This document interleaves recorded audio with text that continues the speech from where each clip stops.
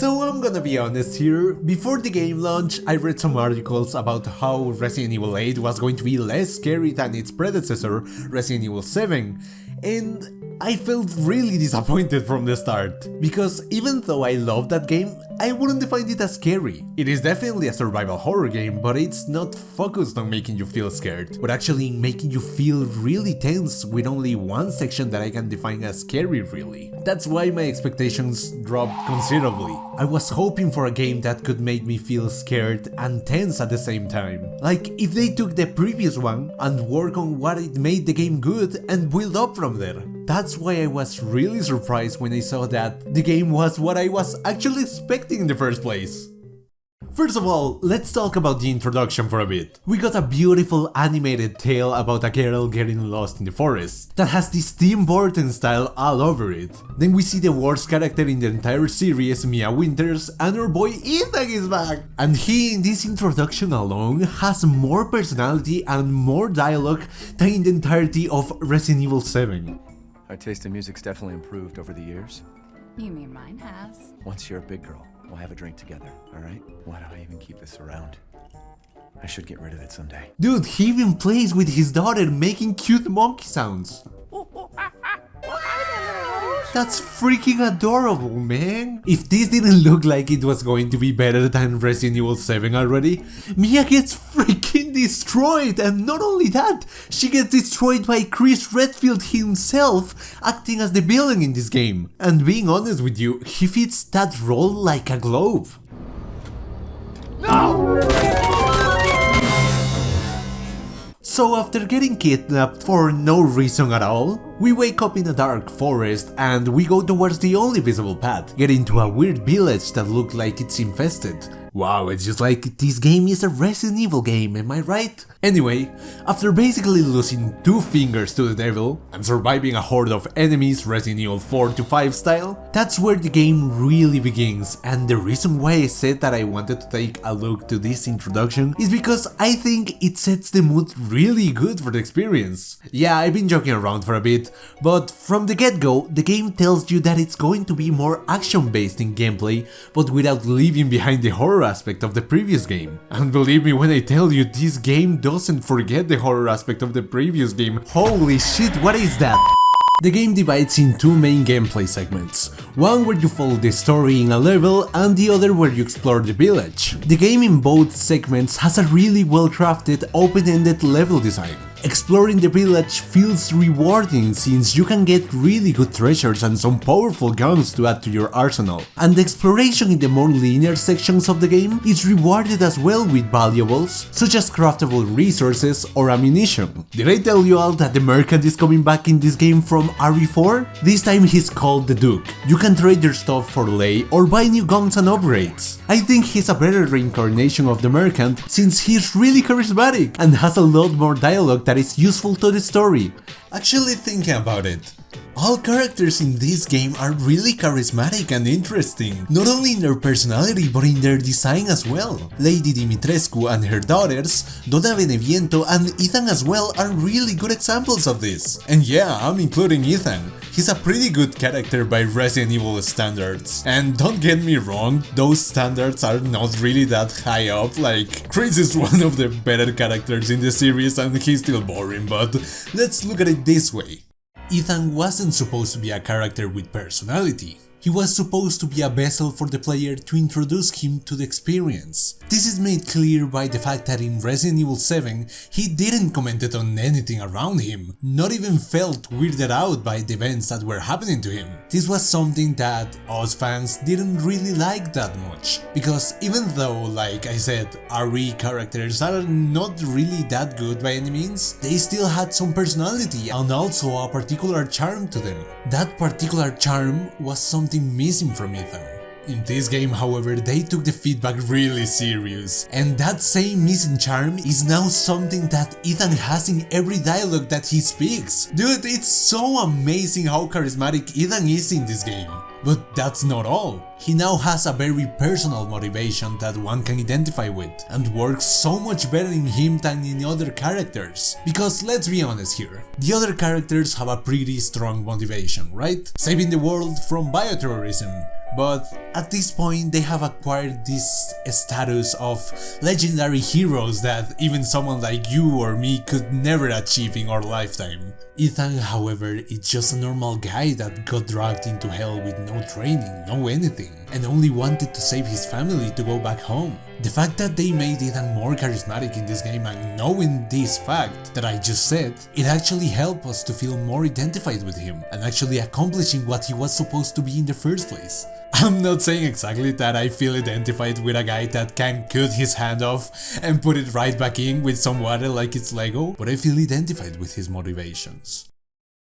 Now I talk about Ethan a lot, even though I said that all characters are really interesting, and yeah, that's true, but they're really unused, you know? And short-lived as well. The 4 lords in this game, each of them is very interesting in terms of design and background, yet they die as soon as you met them. Hell, even one of them is killed after 1 minute and 40 seconds of meeting her. I'm not a fan of this. These characters are amazing and I beg you, read their stories, they have so much more to them, but they are unused and killed right away. It's like they still battle with the flow of the story because a third of the bosses don't last at all. However, the last one lasts longer and has a more worked section than the rest, but it doesn't help that the theme of his section is so dull and bland in atmosphere.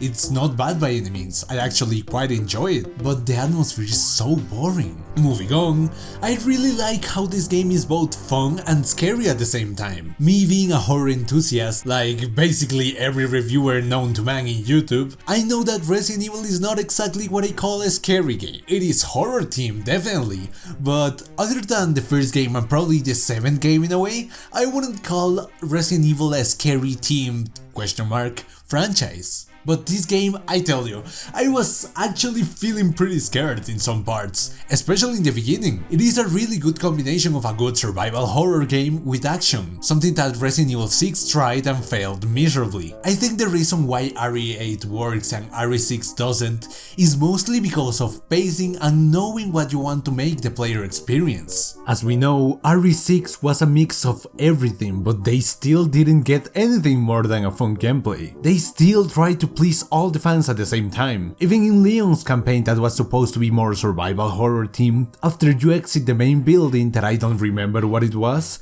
you'll go full on gun blazing, not even worrying about ammo or anything. RE8 instead presents a different and more consistent curve. At the start of the game you're defenseless, with only 2 guns with not that much ammunition, and really tough enemies. But by the end of the game you have a fairly generous arsenal of weapons with some ammo to spare. At the same time you are also presented with more tougher enemy types, and in greater numbers. It's a good balance and I like that. Now, mercenaries! Yeah, they're back and they're good. The first 4 levels at least. They're not good as in RE5 or RE4 levels, but they're definitely fun and a good time waster. Every level is divided in some areas of the map. After you finish one area, you get to trade with the Duke to upgrade your weapons and buy stuff. Really simple. Now, the other 4 levels are just a nightmare. I don't know who thought it was a good idea to recycle the same 4 levels of the start, but instead of adding more enemies or more difficulty, just make them pistol or knife only.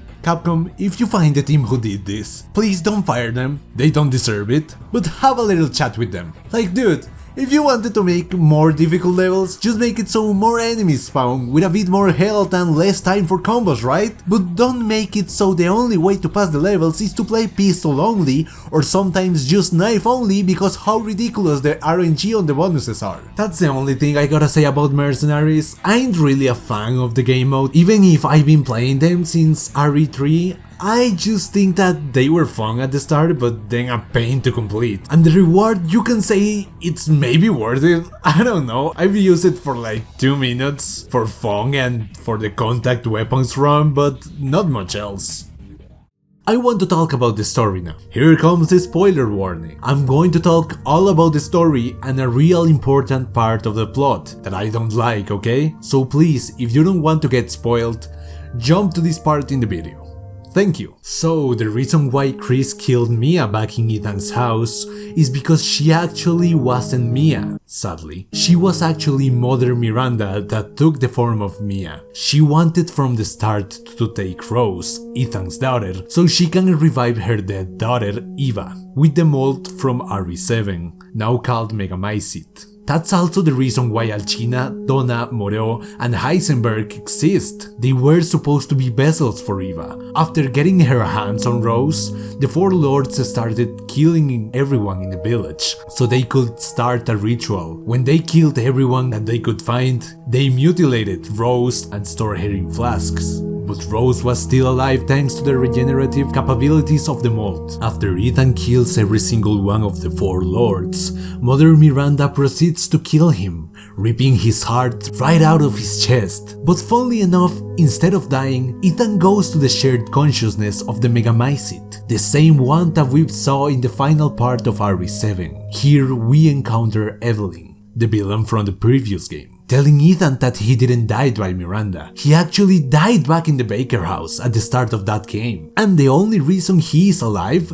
is because he was infected by the mold, and that gave him the same regenerative capabilities. Ethan, knowing this, decides that in the last moments of his life, he needs to save her daughter, and battles with Miranda, defeating her, but also disintegrating himself in the process. As a last effort of saving his daughter, Ethan gives Rose to Chris and proceeds to blow up the entire Megamycete, finishing him off, Miranda, and all the traces of the mold. We all know that Resident Evil stories are not good at all. Most of them are really boring and an excuse for shooting zombies basically. And even though this game's story still has its problems, I think it's really a step forward from all the previous games. To me, RE7's story was really emotive, but this one is like 10 levels higher from that. I actually even teared up a little with the post-credit scene, because I wasn't expecting such an emotive and an intense ending like that. But I know why Ethan sacrificed himself. I know that technically, since the origin of the mold was destroyed there's no way that Ethan could survive, but dude, come on!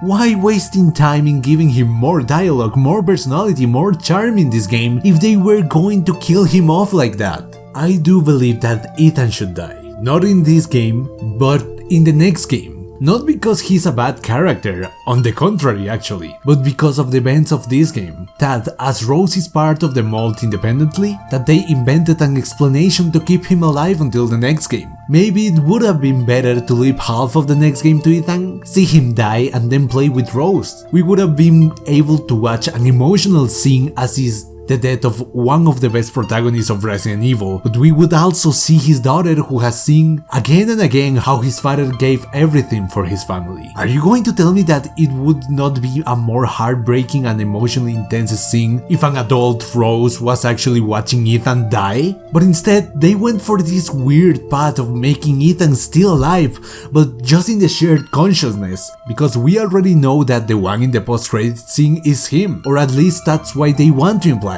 Because I don't think this was just a recycling of assets. Anyway, in short, I loved Ethan's sacrifice scene, but I think it's a wasted opportunity for a potentially amazing character to shine a bit. I'm no writer, I'm no game designer, I'm just someone that likes good stories, and I don't have the same experience as the two previously mentioned, but personally, like I said, it was a wasted opportunity.